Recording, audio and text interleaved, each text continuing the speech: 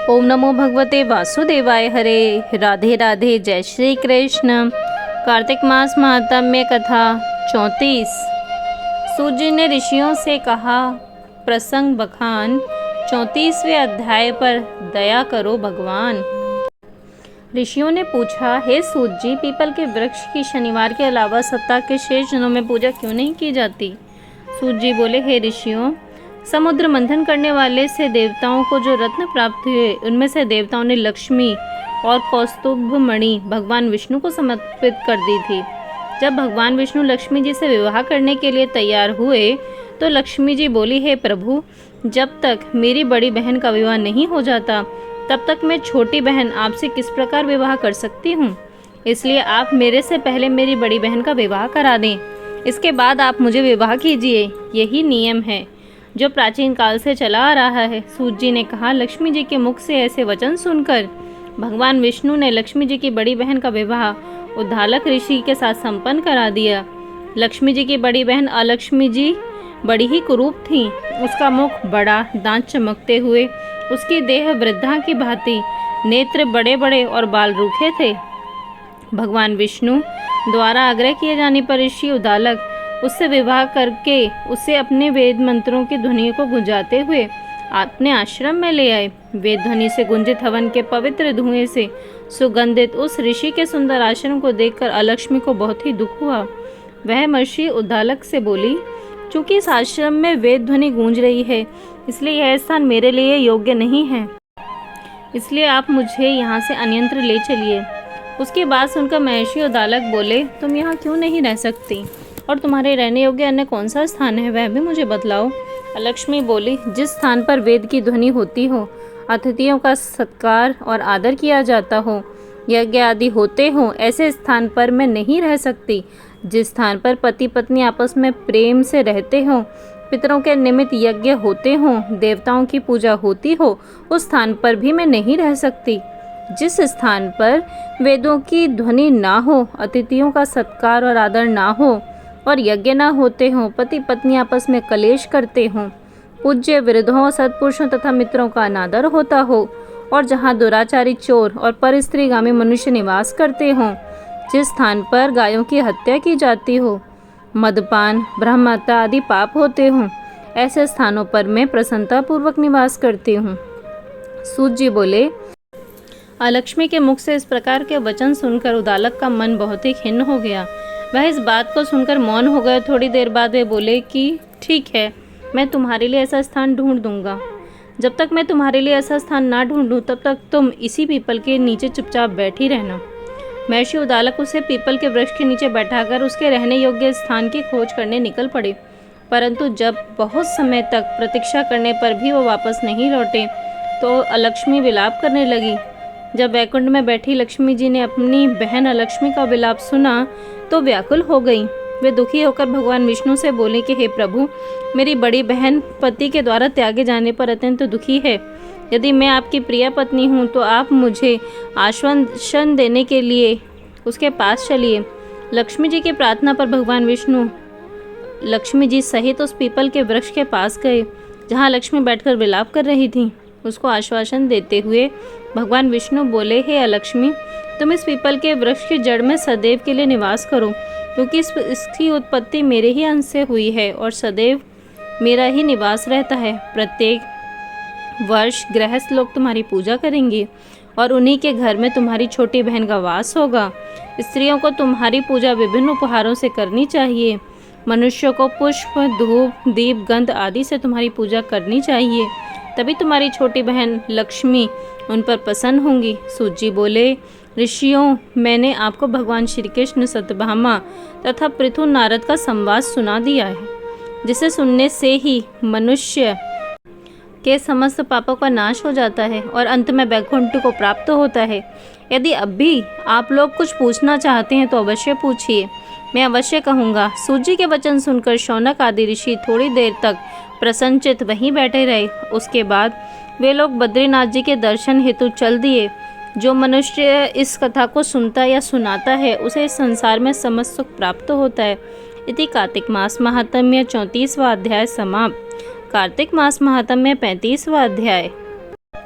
अनूप कथा कार्तिक अब होती है संपन्न, इसको पढ़ने से श्री हरि होते हैं प्रसन्न। इतनी कथा सुनकर सभी ऋषि सूत जी से बोले, हे सूत जी, अब आप हमें तुलसी विवाह की विधि बताइए। सूत जी बोले, कार्तिक शुक्ला नवमी को द्वापर युग का आरंभ हुआ था, अतः यह तिथि दान और उपवास में क्रमशः पूर्व व्यापिनी तथा परान व्यापिनी हो तो ग्रहा है। इस तिथि को नवमी से एकादशी तक मनुष्य शास्त्रोक्त विधि से तुलसी के विवाह का उत्सव करे तो उसे कन्यादान का फल प्राप्त होता है। पूर्व काल में कनक की पुत्री किशोरी ने एकादशी तिथि में संध्या के समय तुलसी की वैवाहिक विधि संपन्न की। इससे वह किशोरी वैधव्य दोष से मुक्त हो गई थी। अब मैं उसकी विधि बताता हूँ। 1 तोला स्वर्ण की भगवान विष्णु की सुंदर प्रतिमा तैयार कराएं या अपनी शक्ति के अनुसार आधे या चौथाई तोले की प्रतिमा बनवा लें। फिर तुलसी और भगवान विष्णु की प्रतिमा में प्राण प्रतिष्ठा करके षोडोपचार से पूजा करें। पहले देश काल का स्मरण करके भगवान गणेश का पूजन करें। फिर पुण्य वाचन कराकर नांदी श्राद्ध करें। इसके पश्चात वेद मंत्रों का उच्चारण और बाजे आदि की ध्वनि के साथ भगवान विष्णु की प्रतिमा को तुलसी जी के निकट लाकर रखें। प्रतिमा को वस्त्रों से आच्छादित करना चाहिए। इस समय भगवान का आवाहन करें। भगवान केशव, आइए देव, मैं आपकी पूजा करूंगा, आपकी सेवा में तुलसी को अर्पित करूंगा। आप मेरे संपूर्ण मनोरथ को पूर्ण करें। इस आह्वान के पश्चात 3 बार अर्धपाद और विष्ठर का उच्चारण करके इन्हें बारी बारी से भगवान को समर्पित करें। फिर आचमनीय पद का 3 बार उच्चारण करके भगवान को आचमन कराएं। इसके बाद कांसे के बर्तन में दही, घी और मधु रखकर उसे कांसे के पात्र से ही ढक दें। भगवान को अर्पण करते हुए इस प्रकार कहें, वासुदेव, आपको नमस्कार है। यह मधुपर्क शहद के मिश्रण को मधुपर्क कहते हैं, इसे ग्रहण कीजिए। तदंतर हरिद्रालेपन और अभ्यंग कार्य संपन्न करके गोधूली की वेला में तुलसी और विष्णु का पूजन पृथक पृथक करना चाहिए। दोनों को एक दूसरे के सम्मुख रखकर मंगल पाठ करें। जब भगवान सूर्य कुछ दिखाई देते हों तब कन्यादान का संकल्प करें। अपने गोत्र और प्रवर का उच्चारण करके आदि की 3 पीढ़ियों का भी आवर्तन करें। तत्पश्चात भगवान से इस प्रकार कहें, आदि, मध्य और अंत से रहित त्रिभुवन प्रतिपालक परमेश्वर, इस तुलसी दल को आप विवाह की विधि से ग्रहण करें। यह पार्वती के बीच से प्रकट हुई हैं, वृंदा की भस्म से मैं स्थित रही तथा आदि, मध्य और अंत से शून्य है। आपको तुलसी बहुत ही प्रिय है, अतः इसे मैं आपकी सेवा में अर्पित करता हूँ। मैंने जल के घड़ों से सींचकर और अन्य प्रकार की सेवा करके अपनी पुत्री को भली भांति इसे पाला पोसा और बड़ा है। आपकी प्रिया तुलसी मैं आपको दे रहा हूँ, हे प्रभु, आप इसे ग्रहण करें। इस प्रकार तुलसी का दान करके फिर उन दोनों अर्थात तुलसी और भगवान विष्णु की पूजा करें। विवाह का उत्सव मनाएं। सुबह होने पर पुनः तुलसी विष्णु की पूजा करें। अग्नि की स्थापना करके उसमें 12 मंत्र से घी, खीर, मधु और तिल मिश्रित हवनीय द्रव्य की 108 आहुति दें। फिर स्वस्तिकृत होम करके पूर्ण आहुति दें। आचार्य की पूजा करके होम की शेष विधि पूरी करें। इसके बाद भगवान से प्रार्थना करें कि हे प्रभु, आपकी प्रसन्नता के लिए मैंने व्रत किया है। जनार्दन, मुझसे जो न्यूनतमता हो वह आपके प्रसाद से पूर्णता को प्राप्त हो। यदि द्वादशी में रेवती का 4था चरण बीत रहा है तो उस समय पारायण ना करें। जो उस समय भी पारायण करता है उसे अपने व्रत को निष्फल कर देता है। भोजन के पश्चात तुलसी के स्वतः गलकर गिरे हुए पत्तों को खाकर मनुष्य सब पापों से मुक्त हो जाता है। भोजन के अंत में ऊख, आंवला, बेर का फल खा लेने से उच्चिष्ट दोष मिल जाता है। तदंतर भगवान का विसर्जन करते हुए कहें कि हे भगवान, आप तुलसी के साथ बैकुंठ धाम में पधारें। प्रभु, मेरे द्वारा की हुई पूजा ग्रहण करें, आप सदैव संतुष्टि करें। इस प्रकार देवेश्वर विष्णु का विसर्जन करके मूर्ति आदि सब सामग्री आचार्य को समर्पण करें। उससे मनुष्य कृतार्थ हो जाता है।